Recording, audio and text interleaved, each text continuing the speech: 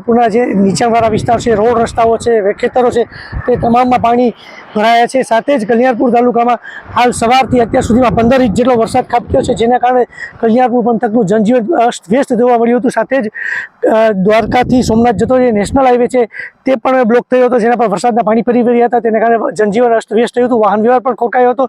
કલ્યાણપુર તાલુકાના લાંબા છે, પાનેલી છે, ભોગાત છે, પોપલકા છે, પટેલકા છે, ખીસદર છે, તેવા તમામ ગામોમાં કેરસમાં પાણી ભરાયેલા હતા, જેને કારણે લોકોનું જનજીવન ખૂબ જ અસ્તવ્યસ્ત થયું હતું। સાથે જ લોકોના ઘરમાં પણ પાણી ઘૂસ્યા હોય, ઘરોખરીને પણ સારું એવું નુકસાન થયું હતું। હાલ બીજી વાત કરવામાં આવે તો કલ્યાણપુર પંથકના પાનેલી ગામમાં 3 લોકો પાણીના પ્રવાહમાં ફસાયા હતા, જેને બચાવવા માટે એનડીઆરએફની એક ટુકડી ગઈ હતી, પરંતુ એનડીઆરએફની ટુકડી તેને બચાવવામાં અક્ષમ હોય, જેને કારણે વાયુસેનાની પણ મદદ લેવામાં આવેલી હતી અને વાયુસેનાના હેલિકોપ્ટર દ્વારા તમામ લોકોને બચાવી અને સલામત જને ખસેડવામાં આવ્યા હતા। હાલ કલ્યાણપુર તાલુકામાં મેઘરાજાએ થોડો વિરામ લીધો છે, પરંતુ કલ્યાણપુર તાલુકાની વાત કરવામાં આવે તો કલ્યાણપુરમાં બહાર મેઘ ખાંગા હોય તેવી પરિસ્થિતિ આજ જોવા મળી હતી। નમસ્તે।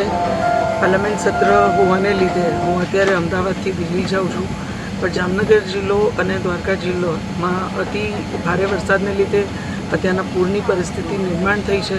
હું સર્વે નાગરિકોને વિનંતી કરું છું કે નીચાણવાળા વિસ્તારમાં રહેતા લોકો સ્થળાંતર કરે અને કોઈ પણ જ્યાં પાણી ભરાવાની સંભાવના હોય અથવા પાણીના જે સ્ત્રોત હોય, નદી નાળા એ વિસ્તારોમાં જવું ટાળે, એની નજીક જવાનું ટાળે, કારણ કે હજી પણ અતિ ભારે વરસાદની આગાહી છે।